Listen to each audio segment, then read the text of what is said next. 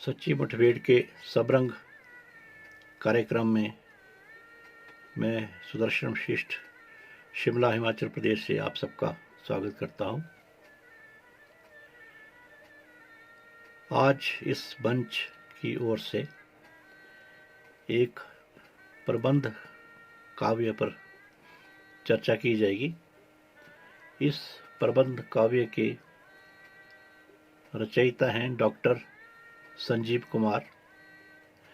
Doctor Sanjeev Kumar वैसे तो एक साहित्य से अलग क्षेत्र के व्यक्ति हैं। इन्होंने एल.कॉम, LLB, PhD करके विभिन्न कंपनियों में 40 वर्ष तक कार्य किया और अंततः बजाज ग्रुप में कार्यकारी निदेशक के रूप में अवकाश ग्रहण किया।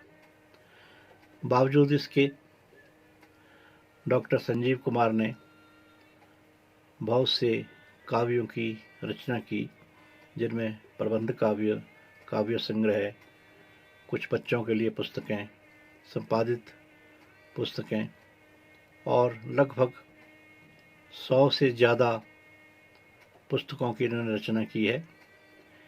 इसमें एक प्रतिष्ठित पत्रिका अनुस्वार के ये मुख्य संपादक है और इंडिया नेटबुक्स जो एक प्रकाशन संस्थान है दिल्ली नोएडा में, उसके भी डायरेक्टर हैं।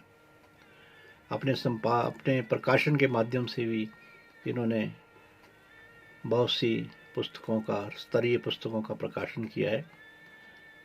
इसके साथ साथ काव्य रचना में विशेषकर जिसे हम पहले छंदबद्ध काव्य कहते थे, उसमें इनका विशेष रुझान रहा है। पहले समय में हमारे बहुत से कवि पौराणिक आख्यानों पर, उनके पात्रों पर रचनाएं करते थे। जैसे दिनकर की राम की शक्ति पूजा है, उर्वशी है, यशोधरा, साकेत, मैथिली शरण गुप्त का, और इन सब से चलकर धर्मवीर भारती की नाट्य कृति अंधा युग आज तक अपने एक मानक के रूप में हमारे सामने उपस्थित है। इसके बाद कुछ ऐसा समय आया कि धीरे धीरे लेखकों का पौराणिक आख्यानों या पौराणिक पात्रों पर लिखना कुछ घटता गया। बहुत पहले कविता में भी कवि लोग किसी न किसी पौराणिक आख्यान का, किसी घटना का उल्लेख करते थे, लेकिन धीरे धीरे ये भी बंद हो गया। डॉक्टर संजीव कुमार ऐसे व्यक्ति हैं, इन्होंने पुनः पौराणिक पात्रों पर, विशेषकर जो पौराणिक महिला पात्र हैं, उन पर काव्य रचना करना आरंभ की और प्रबंध काव्यों में उर्वशी, गुंजन, अंजिता, आकांक्षा, इंदुलेखा, कोणार्क, यक्ष कथा, माधवी, भानुमति आदि कई प्रबंध काव्यों की रचना की, जिनमें इन्होंने ऐसे उपेक्षित पात्रों को लिया जिनके बारे में या तो बहुत कम जानकारी हमें पुराणों में मिलती है या जिनकी उस आख्यान में, उस कथा में उपेक्षा की गई है, विशेषकर नारी पात्रों की। जिस प्रबंध काव्य का जिक्र यहाँ किया जा रहा है, उसका शीर्षक कवि ने अश्मा दिया है। अश्मा अर्थात पत्थर। अहिल्या का जो एक पौराणिक प्रसंग है, बहुत प्रसिद्ध, उसको आधार मानकर इन्होंने इस काव्य में अहिल्या को सीधा नाम न देकर अश्मा के रूप में एक प्रतीकात्मक ढंग से हमारे सामने प्रस्तुत किया है। क्योंकि नारी कभी एक पत्थर के रूप में हो जाती है, कभी पत्थर नारी के रूप में हो जाता है। इस प्रतीक के माध्यम से उस पौराणिक आख्यान को इन्होंने अपने काव्य के माध्यम से हमारे सामने प्रस्तुत किया है। जैसे कि बहुत बार नारी जिंदा होते हुए भी पत्थर के समान लगती है और पत्थर होते हुए भी अहल्या के समान कभी जी उठती है। इस काव्य में नारी उत्पीड़न और नारी मुक्ति का एक मूल स्वर हमें देखने को मिलता है। इस प्रबंध काव्य को 15 सर्गों में कवि ने बांटा है। प्रथम सर्ग में अहल्या का सौंदर्य वर्णन किया है और इस तरह अहल्या के सौंदर्य का वर्णन दूसरे और कई सर्गों में भी मिलता है कि किस तरह की रूपसी अहल्या थी। उसके बाद गौतम ऋषि के कुल का वर्णन है। अहल्या के युक्ति होने पर उसकी विवाह की चिंता की जाती है।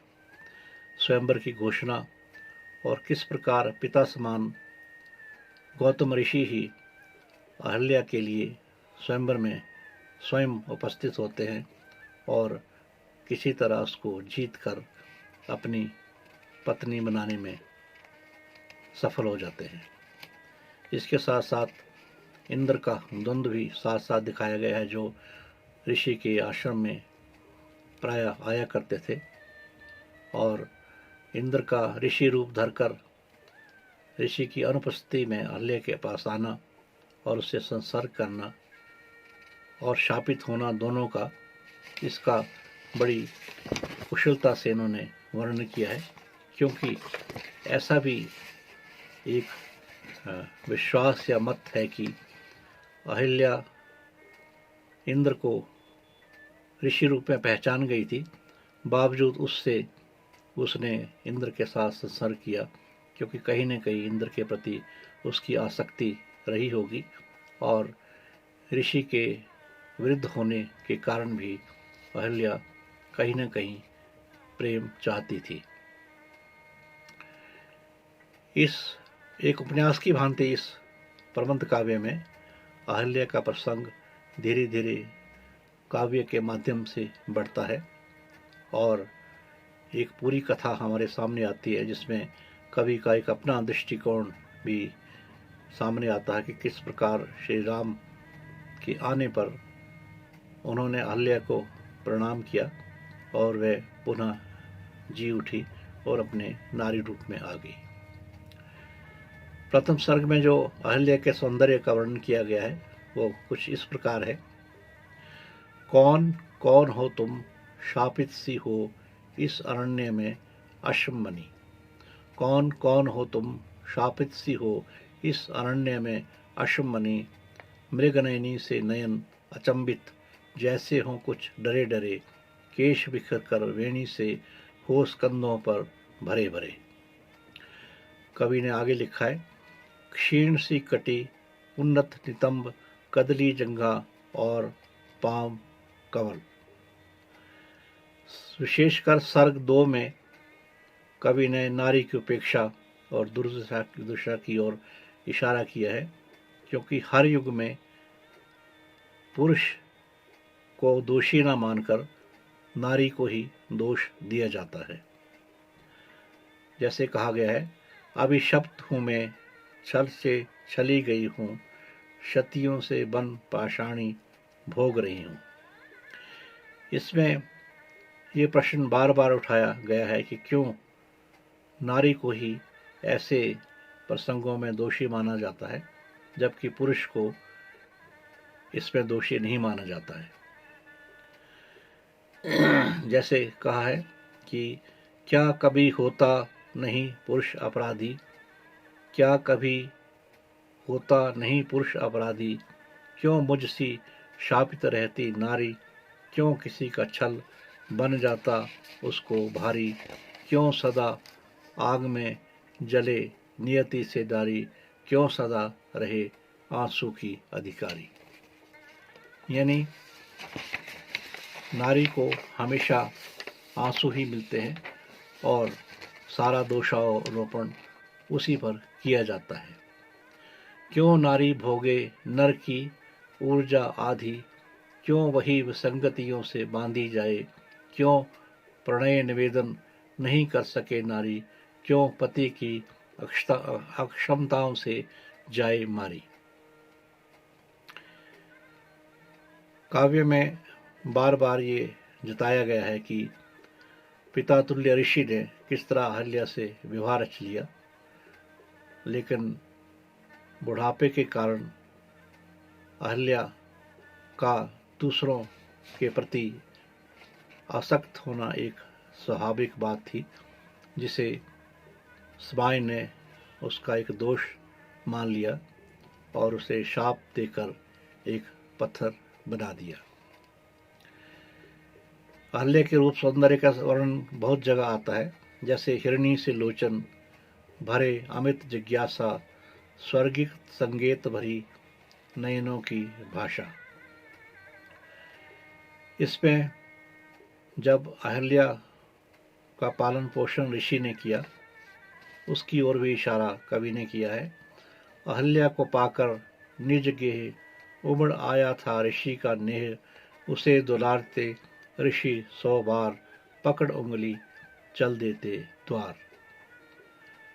तो किस तरह ऋषि ने अहल्या का शैशव से लालन पालन किया और उसके युवा होने पर स्वयं ही किस तरह उस पर आसक्त हो गए, इस विडंबना का वर्णन कवि ने बार बार किया है। और अंत में ऋषि को दोष न लगकर दोष लगा केवल अहल्या को। अहल्या के विवाह के अवसर पर ऋषि उससे परिणय की कामना करते हैं। सौंदर्य मूर्ति को देखकर अशक्त इंद्र हो बैठे, इतनी गंभीर लगन थी। यानी इंद्र को भी अहल्या पर आसक्त हुआ बताया गया है, उस संसर्ग के प्रसंग से पहले भी।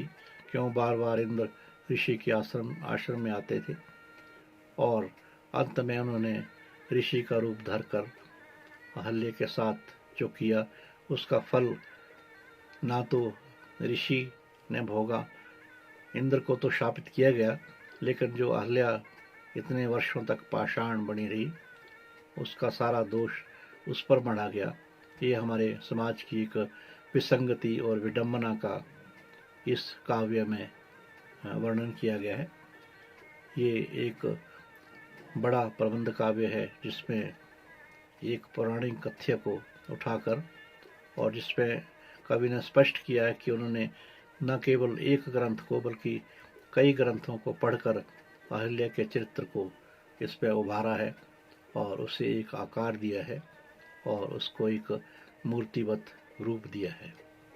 इस तरह हम देखते हैं कि ये काव्य अश्वा नाम से, जो अहल्या के जीवन पर आधारित है, न केवल उसके पौराणिक पक्ष को या पौराणिक कथा को ही सामने रखता है, बल्कि एक कवि की अपनी दृष्टि भी हर प्रसंग में बार बार आती है और कवि नारी के शोषण के प्रति, उसके प्रति दुर्व्यवहार के प्रति और किस तरह नारी को हमेशा दोषी माना गया है, उसके प्रति सजग होकर काव्य रचना करता है और अपनी कथा को आगे बढ़ाकर न केवल काव्य ही रचता है, बल्कि एक संदेश भी समाज को देता है।